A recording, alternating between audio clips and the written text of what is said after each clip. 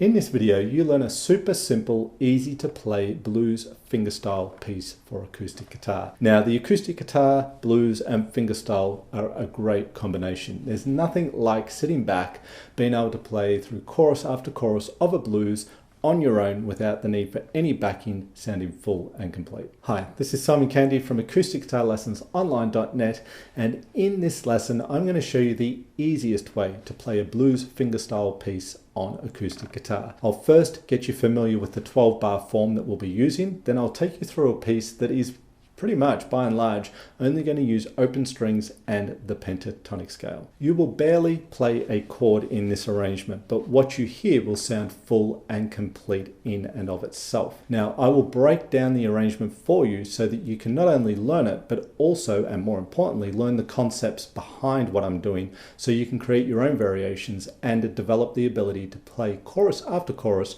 of a fingerpicking blues on your guitar. So, let's get to it. Now, there are a lot of variations of a 12-bar blues, but I'm going to show you it in its most basic form. We're going to be in the key of E here today, so I'll play it in the key of E. Basically, this is your form. You've got E, 2, 3, 4, 1, 2, so we've got 4 bars of E. And then we've got A, 2, 3, 4, and 1, 2, 3, back to the E, 2, 3, 4, 1. And then here comes the B, 2, 3, and to the A, and the E7 before we return to B7, and that's the end of 12 bars, and we're back to the start again. So take your time just to familiarize yourself with that. I always find I like to think of 12-bar blues in 4-bar sections. You've got your first 4 bars, which is typically the 1 chord, E in this case. The second 4 bars is where you go to the 4 chord, A in this case, but back then to 1. And then most of the action, if you like, happens in the last 4 bars where you get the 5 chord coming, B7 to A7 to E7 to B7, more frequent chord changes there. So just take a moment to familiarize yourself with that because it will lay the foundation for what we're going to do next. So as I said, for our blues today, all we need are open strings and the pentatonic scale. That's essentially all we are going to be doing. The 12-bar form I took you through before, we're not even going to play a single chord here. All you need to do is take your thumb and play the root note of the chord, in this case for the E, the opening chord of our blues, on the bottom string. And we're going to play a quarter note rhythm, okay, crotchets, 1 to each beat. So it's going to be 1, 2, 3, 4, 1, 2, 3, 4, etc. When you get to the A chord, you simply play the root note of the A chord, which is A7 chord. And so that's the open 5th string. And again, you continue the quarter note rhythm. When you get to the B7 chord, you play the root note on the B7. You don't necessarily have to form the chord. I typically do. The layer here, the foundation, is getting the accompaniment going. And all you need is the root note. That's enough to imply the chord, which is really what we're doing here as opposed to playing it.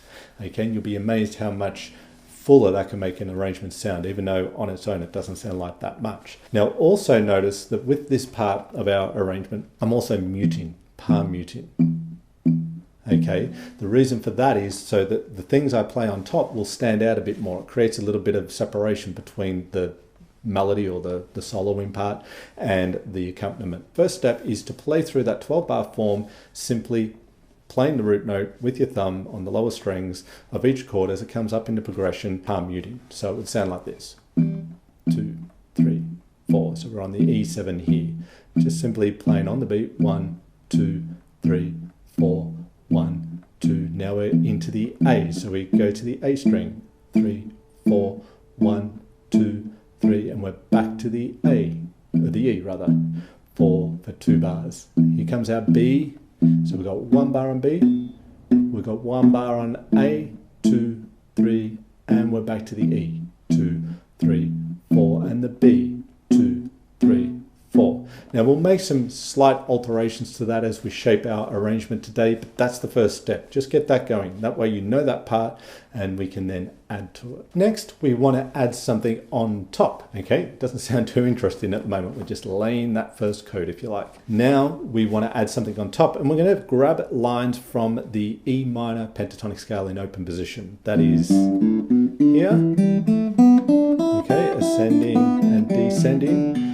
And for the most part, we're just going to use the top part of the scale because we're going to be busy playing the accompaniment on the lower strings. So I have a little melody here that goes, that's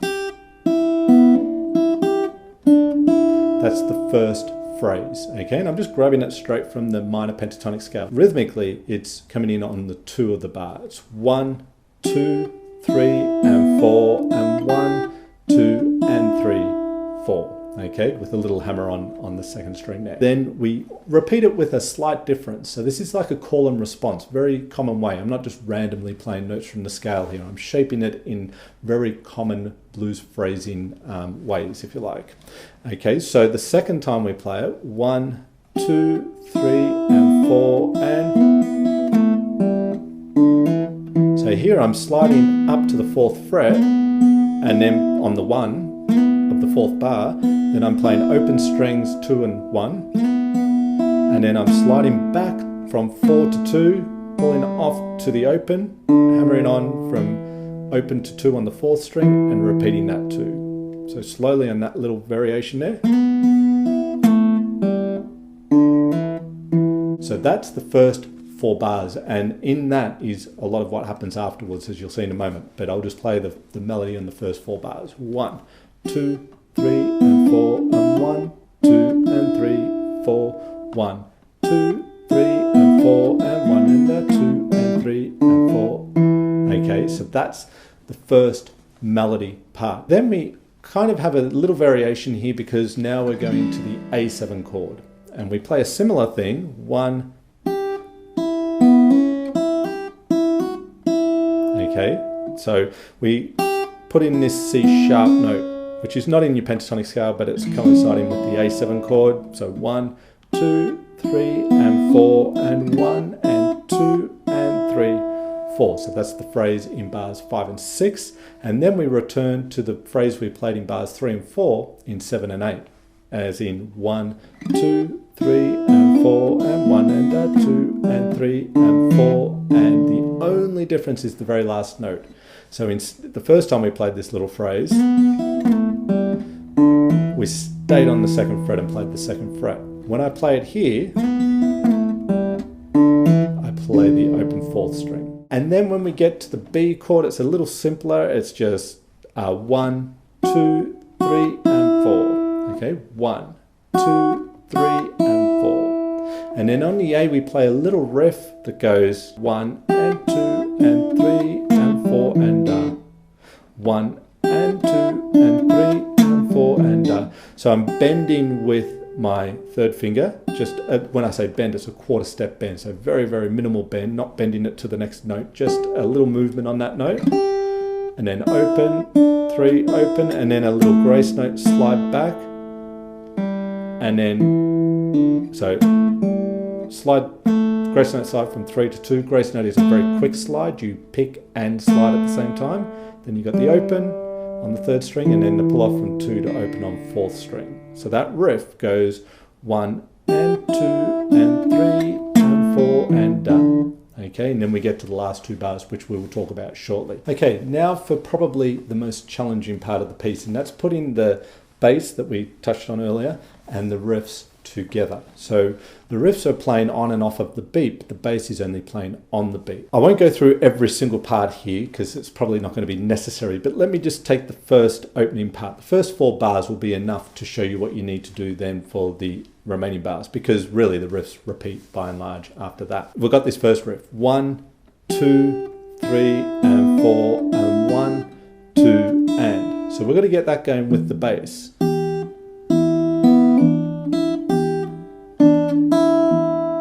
Okay, 1, 2, 3, and 4, and 1, 2, and. So break it down very, very small. People overestimate, or underestimate rather, how much you have to break this down, slow it down, and play it very mechanically before putting it together. If you try and rush it, you'll trick yourself into thinking you can't do it. Okay, and you really will trick yourself into thinking you can't do it. You can do it, you just haven't broken it down enough, or for long enough, or slow enough. So you might just take the first little half bar, and okay, I've just got the bass note here, now I've got a melody note there, and then another one with the next bass note, and And then I've got my first melody note without a bass note, and that's the open third string. Okay, so you play that, just that much, and do that until it becomes pretty automatic. And then as you hammer on this next note, that's when you hit the bass string. So you could just isolate that part. Get the open B string, which is being sounded without the bass note, and then when it hammers onto 3, have your thumb play the E. If you find it hard to do with the hammer on, you could pick it. Okay, you can play that line and pick it, and it sounds perfectly fine too. Either way, just isolate that part, and then that follows with an open E string. So you're kind of working on two halves of the bar here. The first half and the second half, before you put the two together. And then the second bar is probably going to be a little easier. And I think I play the open E again after that. Okay, it's not as important. But together with the melody note and the bass, also on the second beat, then the open on its own, then a bass, and then open again, and then bass. So you got... So you've got two parts happening here. You've got this, and you've got the bass, 2, 3, 4, 1, 2, 3, and you put them together.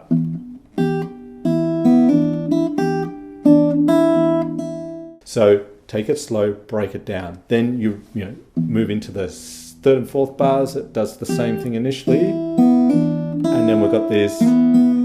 That's the first beat, so you got the slide with the bass note, very first beat, and then this is like a little triplet, one and so you got the open strings that follow, and then you got the slide back with the bass note and the pull off, and then you've got a hammer on with the bass, similar to what we were doing earlier. However, if you want to pick it, you could, and then you repeat the two. So it's bass is your reference point. That's your bass player, and that's got to be always on the beat. Okay, so that's going to set everything in place. So just some finer points to finish off the arrangement here. One is that I am doing some bass note connections, or creating some movement in the bass, if you like, at certain times throughout the arrangement. For example, the opening phrase, at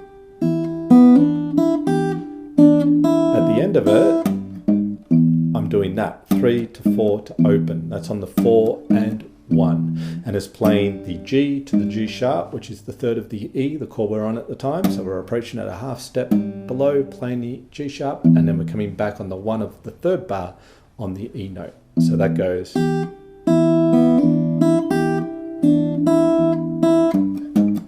Okay, and then you go into the next phrase. I also do that after the A7 phrase. So this is in bars 5 and 6.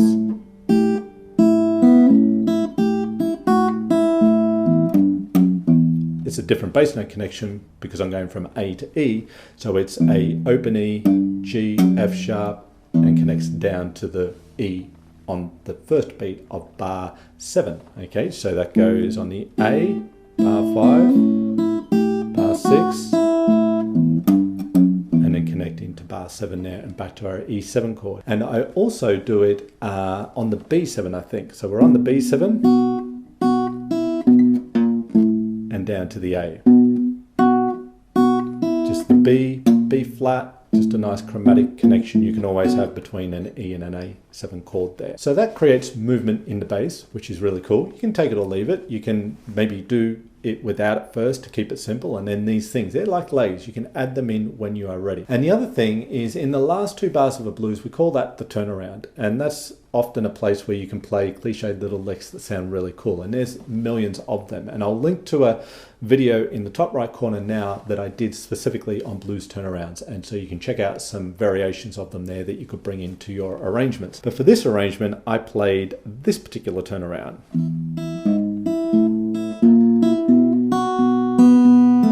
Something like that. So the whole idea with that is you've got this chromatic movement up to the B. It might be a little disguised because you start on the lower string, but you are playing E, G sharp, A, B flat or A sharp to B. And if you look at that on a single string, you can see that it is just one fret at a time, chromatically moving from the G sharp to the B. Only we play it across two strings, and that gets us to our B chord, B7. And in between each one of the notes we're playing in the bass, we play an open E string. And then we've got the B7 to take us back to the start again. In context a little bit, if I take it from the last 4 bars of the tune, it would sound like this. From the B, A, turn around.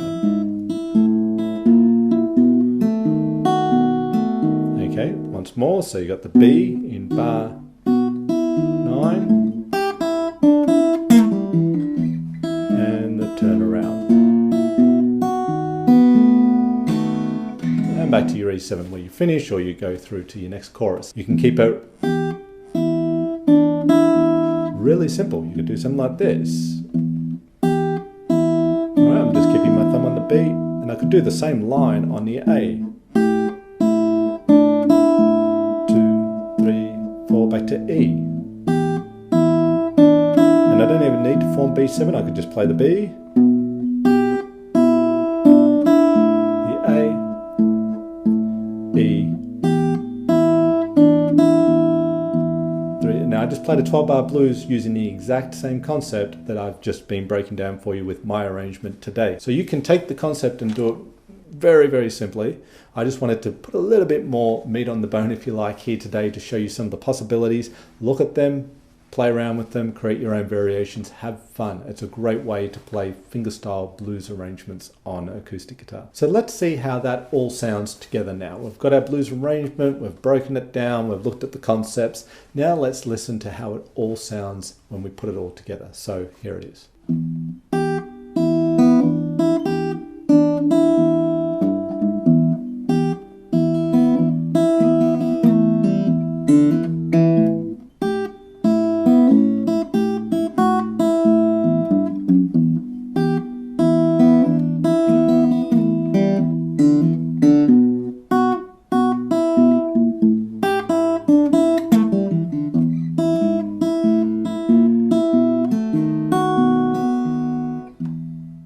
If you like this video, then you'll love this free ebook audio, How to Build Your Very Own Acoustic Guitar Fingerpicking Blues Song. In this ebook, I break the 12-bar blues down into 4 key areas, making it easy for you to understand. You then learn how to approach each one of these areas of the blues with a variety of fingerpicking riffs and licks from which to create your arrangement. The best thing is, I'm going to give you an inch and then show you how to take a mile by demonstrating how you can create variation upon variation of a fingerpicking blues song using the riffs and melodies you learn in the ebook. You can think of each riff like that of a puzzle piece. However, unlike a puzzle, there is more than one way to connect your riffs together to create a fingerpicking blues. This is the key to coming up with your own arrangements. So click the link in the description below this video and download your free ebook audio, How to Build Your Very Own Acoustic Guitar Fingerpicking Blues Song. Let me know in the comments below this video what acoustic guitar topics you'd like to see covered in future videos.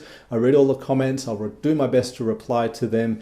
Don't be shy, drop me a line. I love to hear from all of you. If you like this video, then hit that like button, and if you haven't already, subscribe to the channel. Now, my analytics tell me that about 80% of people who watch my videos are not subscribed.